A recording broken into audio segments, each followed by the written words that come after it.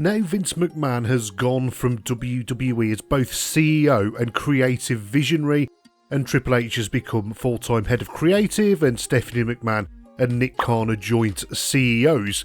There are a few things I'd like to see change for the better. There are certain hallmarks of the brand that have the name Vincent Kennedy McMahon scrawled all over them. Let me know if you can think of anything to add to this list.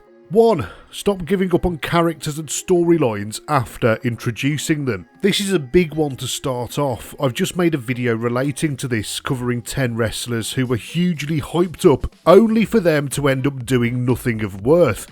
Remember the likes of Hayde Vanson, Sean O'Hare and Emelina, all hype that led to nothing. What a waste of time for both those superstars and us the viewers. It is absolutely a product of Vinimac's mind every time we saw a storyline introduced, only for it to be dropped the week after, nowhere to be seen as if it had never happened. Storylines like Shane's lockbox from WrestleMania a few years ago, Vince's golden egg nonsense, the SmackDown hacker storyline, Liv Morgan's love triangle with Bobby Lashley and Lana, I could go on. They were all dropped out of nowhere after being hyped up and introduced on television. It is so insulting to treat your audience like this, literally wasting their time and their goodwill towards your product. It's no wonder WWE has eroded its audience so much in the last 20 years, and if Vince McMahon was producing real television, I mean proper scripted drama, then there is no way on earth he would ever get away with this, but because it's wrestling, he did manage to do so. I'm hoping that Triple H doesn't inherit this bad trait. 2. Stop imposing your voice on commentators.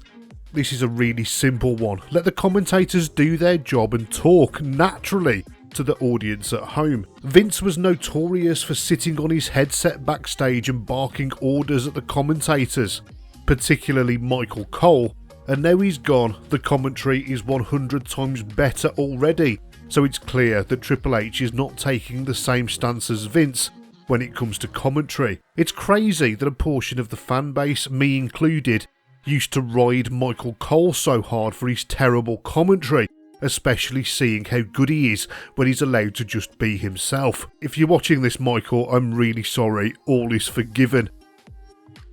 Number 3, stop controlling the narrative so tightly. The extent that Vince had a stranglehold on his product was clear to see. Firstly, can we stop scripting interviews and promos so much, please? Sure, some wrestlers are going to need more guidance than others, and you might want to script some of the live promos with less experienced superstars, but there will be those men and women on the roster who will flourish at being allowed to speak their own words, and in turn, us fans will believe in their characters far more. Number 4, stop with the constant rematches. I always assumed it was just lazy booking when we kept on getting the same shit week after week, but a recent insider informed us that it was actually old man Vince losing his mind. Yes, reports suggest that it was Vince totally forgetting what he was booking week in, week out that led to that repetition. I'm assuming the cerebral assassin will have no such problem.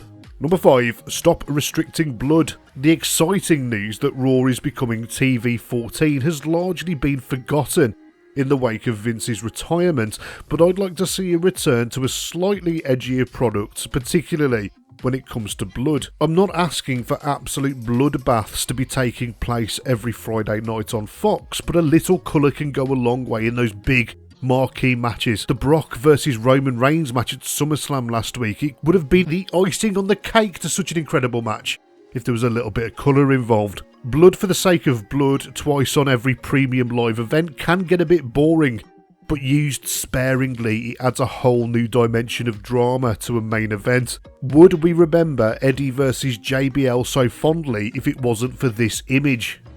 Number 6, stop with the camera cuts and shaky cam. Here's something that's been progressively getting worse for years and years.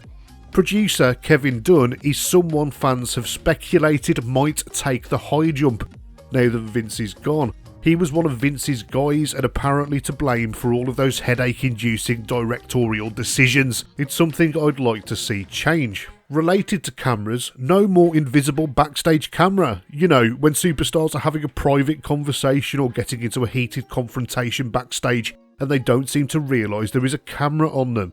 It happens less today than it did during the Ruthless Aggression era and the Attitude era.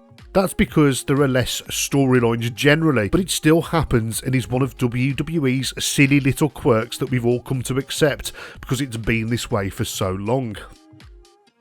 7. Stop specifically pushing big boys. It is well known that one of Vince's fetishes was for big, tall, fat or muscular men. Either way, he liked his boys large.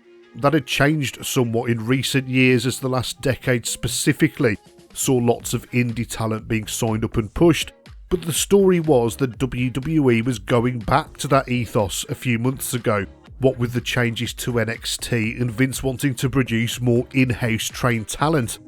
We know from when Triple H ran NXT that his preference is for wrestlers who are actually good at wrestling no matter where they got their start or what they look like, so let's hope he continues that. The recent push of frankly awesome Ciampa is certainly a good sign. And finally, number 8, stop cutting wrestlers en masse every year. The recent trend of culling talent en masse is tragic, and WWE have shown to have absolutely no remorse when it comes to releasing dozens and dozens of talented performers at a time every year, especially now when they are more profitable than ever, and they even did it during the pandemic.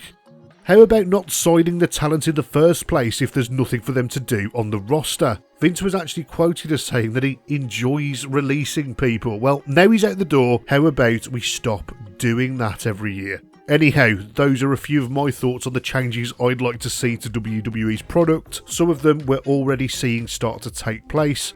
The rest, the time will tell.